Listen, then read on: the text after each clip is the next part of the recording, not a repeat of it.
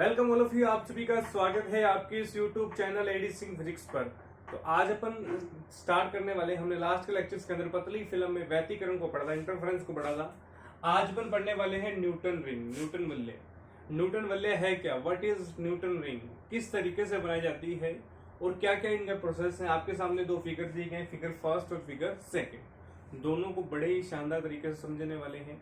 इस फिगर से हम क्या, इस रिंग से, क्योंकि ये न्यूटन वलय बनी है यहाँ पर, और इस फिगर को ही न्यूटन वलय कहा जाता है। और न्यूटन वलय किस प्रोसेस से बनती है, सारी की सारी डिटेल हम पढ़ने वाले हैं।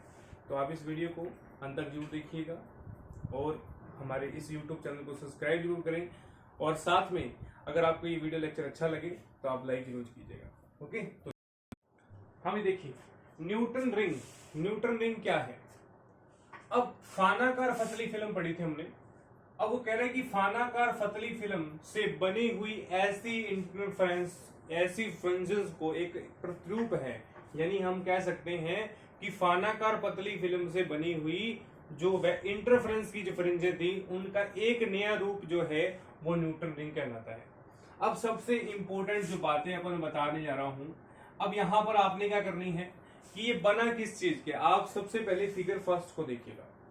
फिगर फर्स्ट के अंदर मैं आपको वो बातें बताऊंगा जो यहां पर हमने यूजेबल लिया है। फर्स्ट देखिए, अब इस फिगर के अंदर सबसे पहले जो पी जो पार्ट दिया गया है, पी क्या है, पी है हमारा समउत्तोतल लेंस, यानी convex plane lens, convex plane lens है। दूसरा है सर्कल प्लेन लेंस, यानी ये हमारा जो है ये वर्तीय लेंस कहलाता है। क्या कहलाता है, वर्तीय लेंस। अब एक तो हमारा हो गया प्लेन वाला, एक वर्तीय वाला। अब इन दोनों के बीच में क्या होता है, देखो इन दोनों के बीच में हम क्या करते हैं, एक इंटरफेरेंस यूज करते हैं, एक इंटरफेरेंस, एक व्यतिकरण बनाते हैं। अब इन दोनों के जो वर्किंग होगी इन दोनों के बीच में होगी। आपको ये पार्ट्स भी बताऊंगा ये क्या क्या सिस्टम है। अब जो एम पार्ट दिया गया ऊपर वाला, ये है सूक्ष्मदर्शी। क्या है, सूक्ष्मदर्शी। अब सूक्ष्मदर्शी क्या होता है, सूक्ष्मदर्शी जिसकी सहायता से यहां पर हम आंख को रखकर क्या करेंगे, इस सारे प्रोसेस को देखेंगे। अब ये हमारे पास जो एक पार्ट दिया गया है, ये जो शेप वाला, ये 45 डिग्री पर झुका हुआ, यानी 45 डिग्री पर झुका हुआ एक सरफेस है, एक परत है। ओके, तो यहां पर, अब यहां पर क्या होता है, यहां पर एक व्यतिकरण का एक सिस्टम बन जाता है। अब हमारे पास हमने दो बातें पढ़ी, पहला P जो है वो समतल है और जो L जो है वो सर्कुलर लेंसेस है। अब इन दोनों के बीच में वर्किंग होती है। अब सर M सूक्ष्मदर्शी हो गया, S वाला पार्ट क्या है, S वाला जो पार्ट है ये वायु का क्षेत्र है, यानी ये वायु का पारदर्शी माध्यम का क्षेत्र है। अब इसमें वर्किंग क्या है, देखिए अब यहां पर एक सर्कुलर विड शेप, यानी हम ये कह दें कि वृत्ताकार फानाकार फ्रिंज, सर्कुलर विड शेप। ओके, अब देखिए ये जो बनी है, अब न्यूटन वलय कहां से बनेगी, फानाकार से। अब मैं यहां पर लिख रहा हूं फानाकार। अब जो हम लास्ट लेक्चर पढ़ के आए हैं फानाकार पतली फिल्म, वहीं से ही न्यूटन वलय का निर्माण होता है, वहीं से न्यूटन वलय बनती है। अब सिंपल स्टेप समझिए आप, इसमें कुछ भी नहीं है, जस्ट एल है। एल क्या है, सर्कुलर पाथ, पी समतल लेंस। अब यहां पर एक 45 डिग्री पर क्या है हमारे पास, 45 डिग्री पर विद शेप, जो हमारे पास परावर्तित जो किरणें आएंगी उसको 45 डिग्री पर झुकाया है। एम सूक्ष्मदर्शी है, एस वायु का क्षेत्र है। अब देखिए न्यूटन वलय बनेगी कैसे। न्यूटन वलय बनने का जो प्रोसेस है, न्यूटन वलय जो बनने का जो प्रोसेस है उसमें देखिए आप, अब यहां से एल और पी के बीच में क्या होगा, इंटरफेरेंस, जो इंटरफेरेंस फ्रिंजें होंगी वो बनेगी, यहां पर बनेगी। बल्कि ये तो सिर्फ क्या कर रही है, ये सिर्फ इसको जो परावर्तित कर रही है, यहां एल और पी के बीच में पहुंचाने का प्रयास कर रही है। अब देखिए, अब न्यूटन वलय जो होगी वो सर्कुलर पाथ के रूप में होगी। कौन से रूप में होगी, वृत्ताकार पथ के रूप में। अब वृत्ताकार जो पथ होगा, मान लेता हूं अब मैंने यहां पर फिगर बी बनाया है। फिगर बी बनाने का मेन मोटिव क्या है अब जो वर्ताकार पथ होगा, देखिए आप डायग्राम को बड़े शानदार तरीके से देखना। यदि मैं इस पार्ट को सारा उठा दूं, यानी मैं ये कर दूं, ये वाला पार्ट्स को रिमूव कर दूं, अब ये देखिए, अब डायग्राम के अंदर इस तरीके का सिस्टम है। यदि मैं इसको डॉट डॉट कर कर वर्ताकार रूप में ले लूं, यदि इस पूरे पोर्शन को वर्ताकार रूप में ले लूं, तो यहां से हमारा जो रिंग का नेम पड़ा है, रिंग का नाम कहां से पड़ा है, इस रिंग से पड़ा है। यानी जो ये शेप है, यदि मैं इसको बढ़ा दूं तो यहां पर मुझे फ्रिंजें जो मिलेंगी वो इस शेप के अंदर मिलेंगी, इस शेप के अंदर। तो इसीलिए ये सेकंड वाला जो डायग्राम है वो आपको बनाकर दिखाया है कि जो DN है, यानी दोनों फ्रिंजों, यानी छोटी फ्रिंजों के बीच में दूरी और बड़ी फ्रिंजों के बीच में दूरी, ये हमारे पास प्राप्त होती है। अब सिस्टम होता क्या है, इन दोनों के बीच में इन दो पार्ट्स हैं, कौन से, L और P वाले में। अब L और P वाले के अंदर क्या होता है, जब इस तरीके की बल्ले आती है, जब यहां पर हम क्या करते हैं, वायु क्षेत्र से आई, अब देखिए यहां पर आने का सिग्नल दे रहा हूं, देखिए इस निशान को, इस चिन्ह को आपने बड़े ध्यान से देखना है। अब यहां से क्या करी, बल्ले आ रही है, आते ही ये 45 डिग्री से टकराएगी, ये 45 से टकराई, टकराने के बाद नीचे गई, ये 45 से टकराने के बाद नीचे गई। अब यहां से जाने पर ये सूक्ष्मदर्शी से हम क्या सकते हैं, देख सकते हैं। अब देखिए दोबारा इस चीज को देखिए आप, बस आपको जस्ट समझना है कि न्यूटन बल्ला किस तरीके से वर्किंग कर रहा है। मान लेता हूं सूक्ष्मदर्शी है, अब इस तरीके का पैटर्न बनाया गया, इस तरीके का पैटर्न बनाया गया। अब यहां देखिए, ये यहां से आई, अब मान लेता हूं ये रस्सी है, ये मान लेता हूं ये S है। अब ये देखिए, एक यहां से किरण आई, यहां पर चली, ओके, दूसरी यहां से आई, यहां पर चली। अब यहां पर गई कहां पर, L और P के बीच में, ये भी कहां पर गई, L और P के बीच में। यानी जो इंटरफेरेंस होगा, जो व्यतिकरण होगा, वो किसके बीच में होगा, समतोतल लेंस और वर्ताकार शेप के बीच में होगा।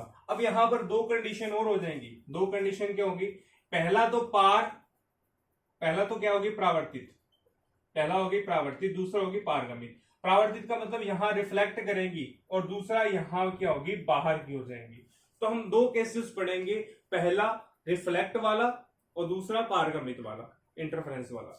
ओके, तो जो हम रिफ्लेक्टिंग वाले दो केस पढ़ेंगे। अब सेकंड फिगर के अंदर देखिए, यहां पर कुछ भी नहीं है, जस्ट रिंग बनाई गई है। एक रिंग से आपको दर्शाया गया है कि दोनों के बीच में कितना इंटरफेरेंस आपके पास प्राप्त होता है। ओके, तो जस्ट हम पहला केस करने वाले हैं जिसके अंदर हम परावर्तित किरणों के मध्य न्यूटन वलय का इंटरफेरेंस हम कैलकुलेट करेंगे। तो वहां पर हम डायग्राम बनाएंगे, सिर्फ यहाँ दोनों पोर्शंस के जहां पर क्या कर रही है, हमारे पास जो फ्रिंजेस प्राप्त हो रही है उनके बीच में कैलकुलेशन को करने वाले हैं। तो देखिए प्लीज, हम देखिए परावर्तित प्रकाश में न्यूटन वलय, हम पहले क्या करेंगे, रिफ्लेक्टेड लाइट में क्या करेंगे, न्यूटन वलय की वैल्यू देंगे। अब देखिए, अब मेरे पास इस तरीके का सिस्टम होता था और यहाँ पर हमारे पास ये, अब इसको कहते थे L और ये सेक्शन था हमारे पास P, ये L सेक्शन और ये P। अब ये क्या समतोतल लेंस है, फिगर दिखा रहा हूं मैं आपको, फिगर बना के। अब यहां देखिए, यहां से क्या आ रही थी, हमारे पास एक रिफ्लेक्ट आ रही थी।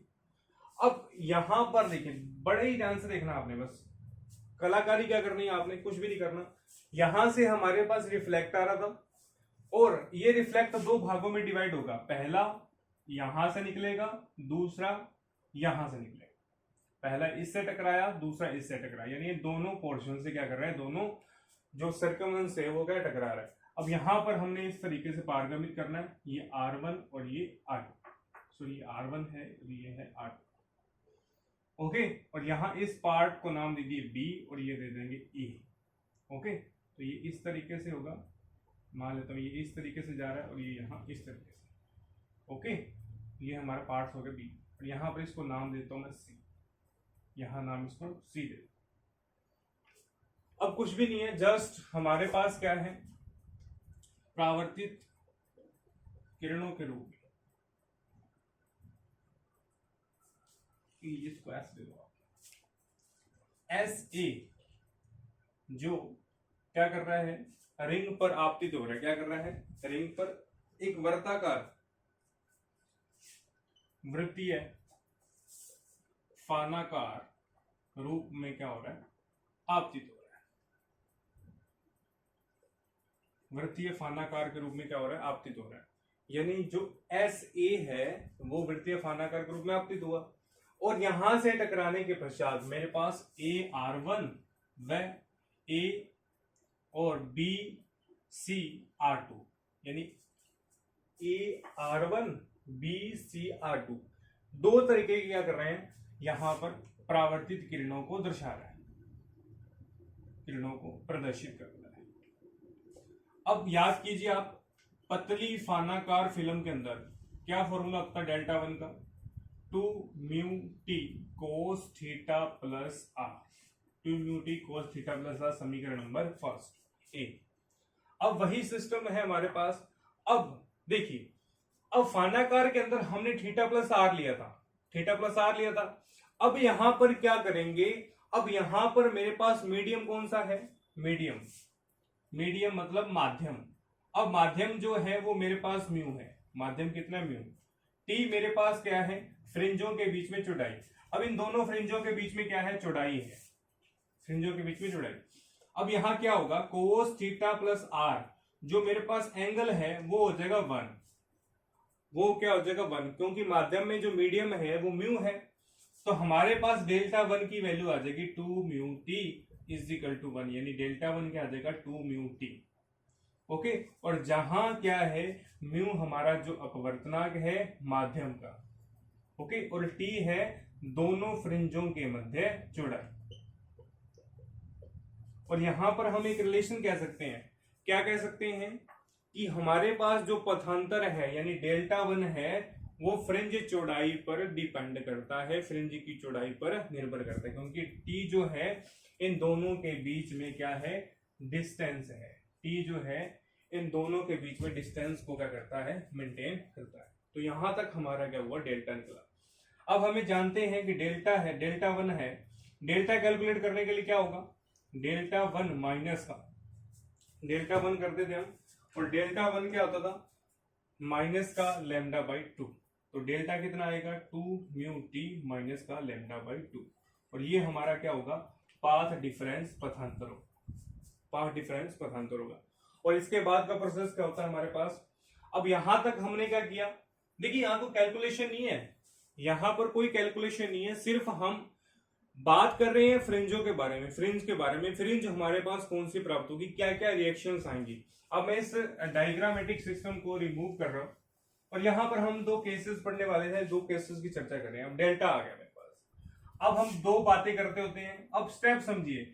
अब मैंने आपको इतना 2 दिन डेरिवेशन पहले करवा चुका हूं, अब उन डेरिवेशनों का आप स्टेप समझिए। अब इसके बाद क्या करते हैं, अब इसके बाद कैलकुलेट करते हैं अदीप्त यानी डार्क और ब्राइट यानी प्रदीप्त फ्रिंजों की जो हमारे पास इंटरफ्रेंस है वो हम कैलकुलेट करते हैं। यानी तो कैसे करेंगे अपन, पहले हम करेंगे डार्क फ्रिंजों के लिए, क्या करें, डार्क फ्रिंज, डार्क अदीप्त, अदीप्त के लिए। तो अदीप्त के लिए क्या होता है, डेल्टा जो होता है वो एन लैम्डा के बराबर होता है, डेल्टा जो होता है वो एन लैम्डा के बराबर।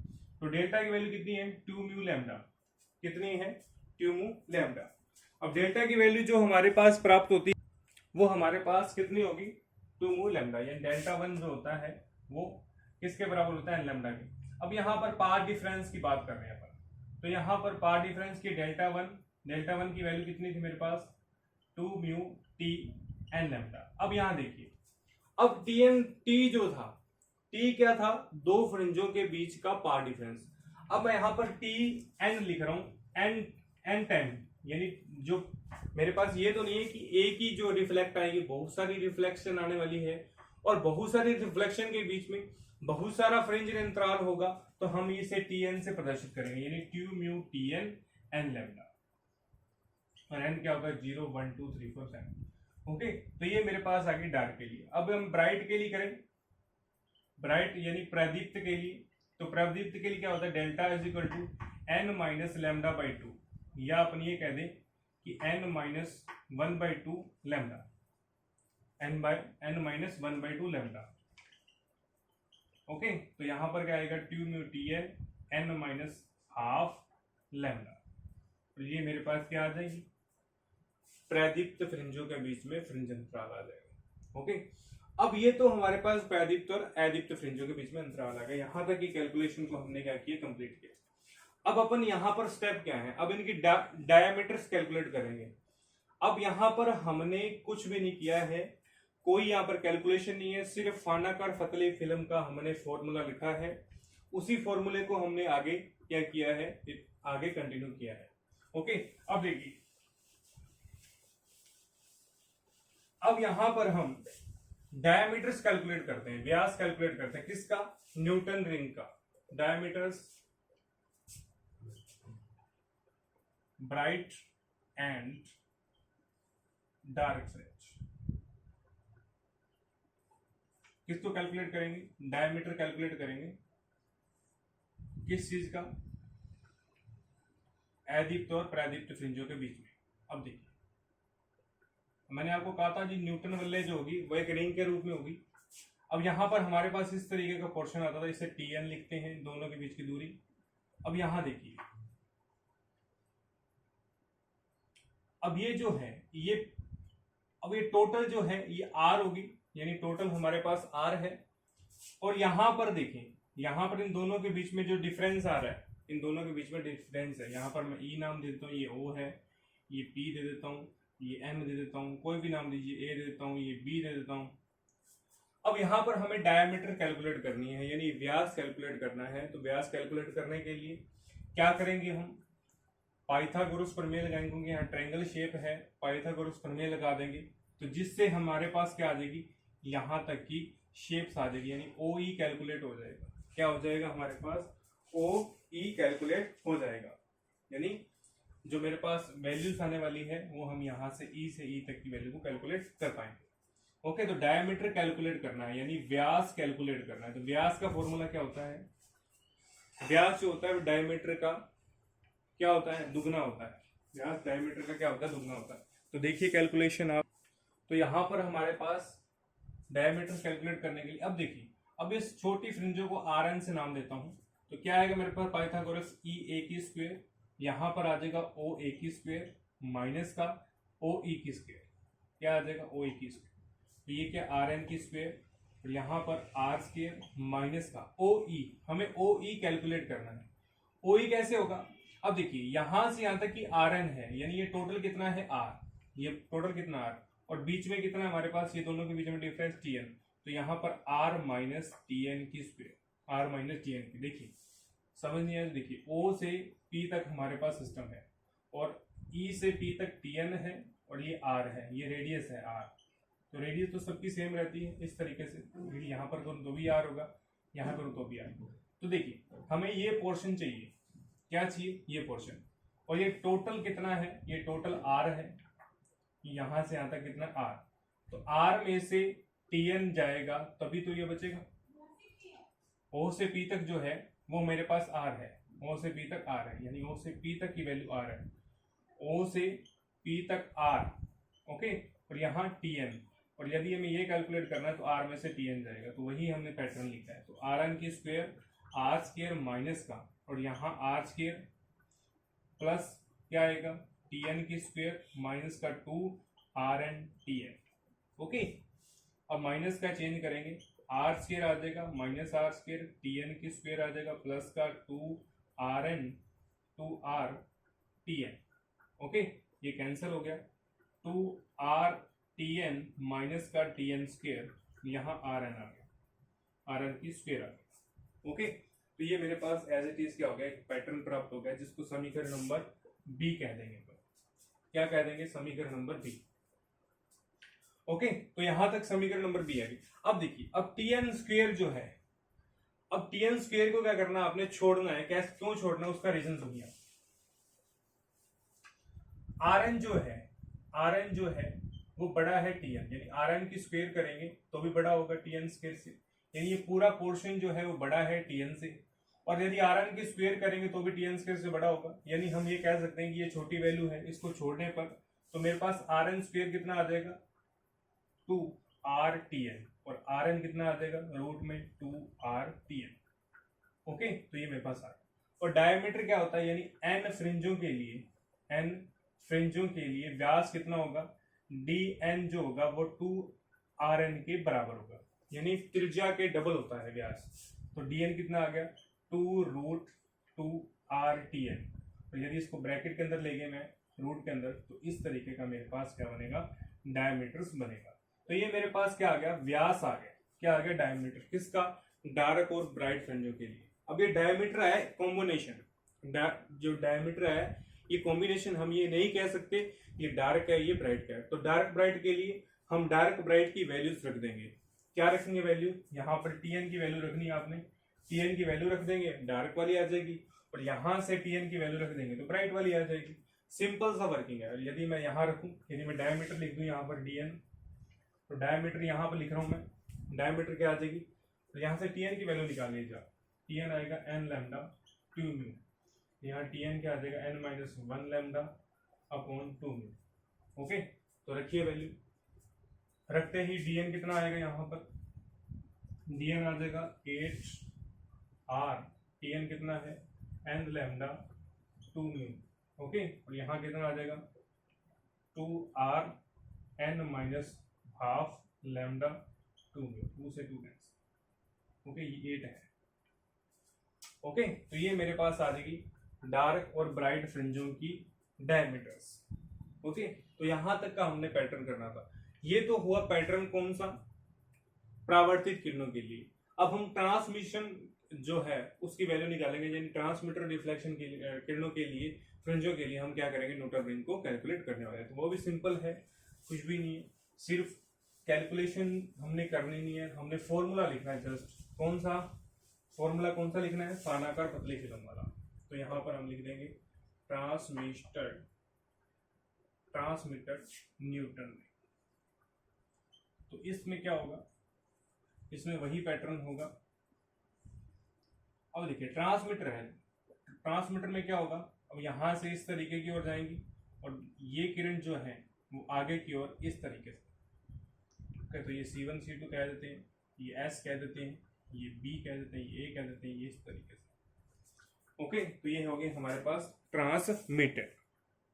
अब यहाँ पर जो ट्रांसमीटर न्यूटन रिंग्स है उसके अंदर क्या होता है, अब यहाँ रखिए फाना कोण जो है, यो फानाकार जो एंगल है, हम एंगल लेते थे 45 डिग्री। अब जब ट्रांसमीटर करेंगे तो यहाँ पर फानाकार एंगल का यूजेबल नहीं लिया हमने, फानाकार एंगल का यूजेबल नहीं लिया, डायरेक्ट हमारे पास किरण आई, हमने क्या कर दिया, इसको पारगमित कर दिया। तो C1 C2 क्या है, यहाँ पर A से B पर पारगमित कोण है, यहाँ इंटरफेरेंस T है और इसके बीच में म्यू अपवर्तनांक है। तो मेरे पास डेल्टा जो होगा वो क्या हो गया, 2 म्यू T कोस थीटा प्लस R, और यहाँ थीटा की वैल्यू आपने लेनी है 1। ओके, यानी हमें फाना कोण की वैल्यू कितनी लेनी है, हमने 1 लेनी है। तो डेल्टा बराबर क्या आएगा, 2 म्यू T। ओके, तो डेल्टा बराबर 2 म्यू T। और फिर हम कैलकुलेट क्या करेंगे, फिर हम वही अदीप्त और प्रादीप्त फ्रिंजों के लिए हम क्या करेंगे, कैलकुलेशन करने वाले हैं। तो सेम पैटर्न चलेगा, मुश्किल नहीं है। जो आपके सामने अदीप्त और प्रादीप्त फ्रिंजें हैं, आपके लिए होमवर्क दे रहा हूँ, आपने सेम लिखना है। डेल्टा क्या आ जाएगा, एन लैम्डा बराबर कर 2 म्यू T करना है आपने, और इनको क्या करना है, दोनों को बराबर रखकर फिर आप डायमीटर कैलकुलेट कर लें, टीएन की वैल्यू कैलकुलेट कर लें। ओके, तो सेम प्रोसेस चलने वाला है। तो न्यूटन रिंग आपकी कंप्लीट होती है, कुछ भी नहीं है न्यूटन रिंग के अंदर। न्यूटन रिंग जो है वो फानाकार पतली फिल्म से लिया गया है, जस्ट आप देखें तो उसका ये यूजेबल लिया है, जिसको हम सूक्ष्मदर्शी की सहायता देखते हैं, और जो एक सर्कुलर पाथ बनाती है, यानी सर्कुलर विल्ड पाथ जो बनाती है, यानी हम कह सकते हैं इसे फानाकार वृत्तीय फिल्म का निर्माण करती है, जिसके कारण हमारे पास न्यूटन रिंग बनती है, और एक नाम दिया गया है न्यूटन रिंग। ओके, जो रिंग के रूप में हमारे पास प्राप्त होती है, उसको देखना हो, यदि आपके एग्जाम में, यदि कंपटीशन एग्जाम के अंदर क्वेश्चन आए कि न्यूटन वलय को किस तरह देखा जाता है, तो आप देखेंगे सूक्ष्मदर्शी की सहायता से हम उसको देख सकते हैं। तो एक रिंग बनाई, रिंग के अंदर हमने 2 केसेस करने हैं, ट्रांसमीटर और रिफ्लेक्टेड। रिफ्लेक्टेड के अंदर हमने क्या किया, जो मेरे पास परावर्तित हो रही थी, डेल्टा की वैल्यू रखी, किसके अंदर, फानाकार पतली फिल्म के अंदर, अदीप्त और प्रादीप्त फ्रिंज निकाली। फिर हमने डायमीटर निकाली कि डायमीटर कितना आता है, इनका व्यास कितना आता है। यदि हम डायमीटर कैलकुलेट कर दें तो हम ये कह सकते हैं कि ये पाथ के अंदर है, ये सर्कुलर पाथ के अंदर जाती हैं। दोनों डायमीटर को कैलकुलेट किया, फिर हमने ट्रांसमीटर वाला है, और आपके लिए थोड़ा सा होमवर्क दिया है, आप इसे जरूर कंप्लीट कीजिएगा। ओके, तो आज के लेक्चर में सिर्फ इतना ही, और आप इस वीडियो को पूरा देखिएगा, और यदि आपने अभी तक चैनल को सब्सक्राइब नहीं किया है और हमारे टेलीग्राम चैनल को ज्वाइन नहीं किया है तो ज्वाइन कीजिएगा, डेली आपको जो अपडेट मिलने वाली है। Thank you.